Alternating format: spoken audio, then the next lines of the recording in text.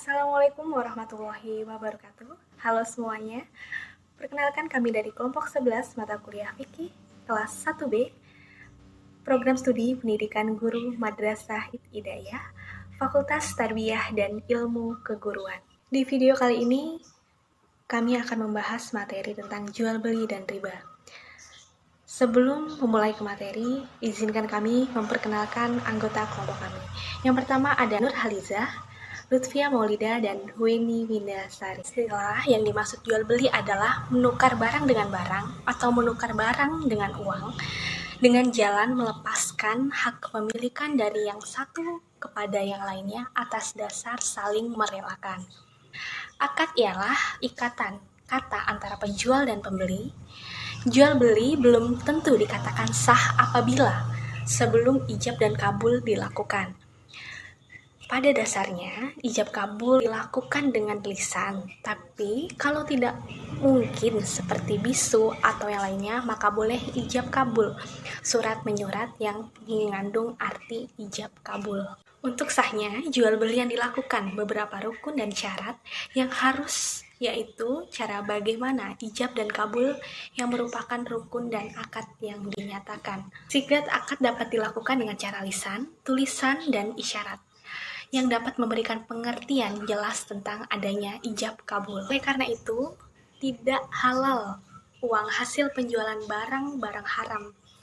Sebagai contoh yaitu minuman keras dengan berbagai macamnya, bangkai, babi, anjing, dan patung. Secara asalnya, jual beli merupakan hal yang hukumnya mubah atau dibolehkan.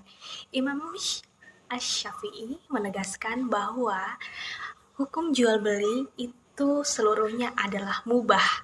Itu apabila dikerjakan dengan keridoan dari kedua belah pihaknya. Kenalkan, nama saya Lutfia Maulida. Di sini saya akan melanjutkan materi yang telah dijelaskan oleh Hueni Windasari. Namun, kehalalan ini akan menjadi haram bila terjadi hal-hal tertentu.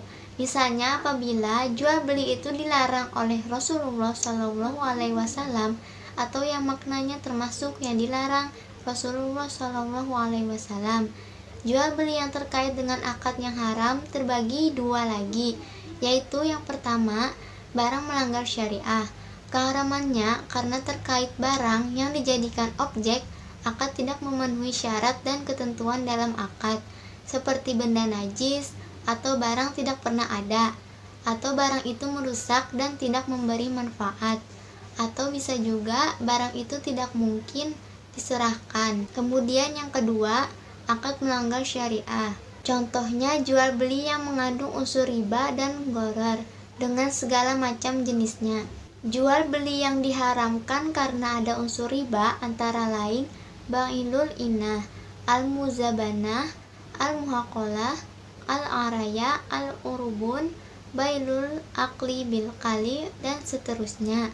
Jual beli yang diharamkan karena terkait dengan hal-hal di luar akad ada dua macam, yaitu dalam jual beli haram mengambil keuntungan yang berlebih, dan menurut Abdurrahman al-Jaiziri yang dimaksud dengan riba ialah akad yang terjadi dengan penukaran tertentu. Hal yang menimbulkan riba bisa terjadi pada benda, baik itu emas atau perak, dengan dampaknya riba yaitu mengambil keuntungan yang tidak sesuai. Pada dasarnya, riba fadl adalah riba yang terdapat dalam sebuah proses transaksi jual beli antara dua barang. Sedangkan, jika yang dipertukarkan adalah uang dengan barang, maka akad itu bukan akad riba fadl. Kriteria riba fadl yang kedua adalah bahwa pertukaran antara kedua barang itu dilakukan secara langsung, tanpa lewat proses penjualan dan pembelian dengan uang. Al-Mutawalli menambahkan ada 4 jenis macam-macam riba, yaitu yang pertama, riba al-qard.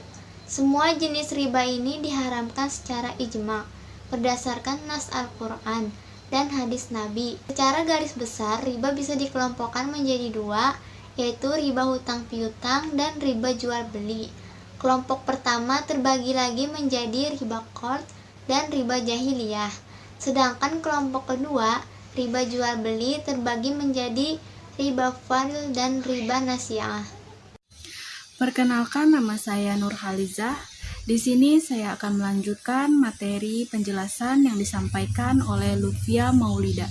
Maka, proses yang harus dilakukan bukan termasuk riba fadl.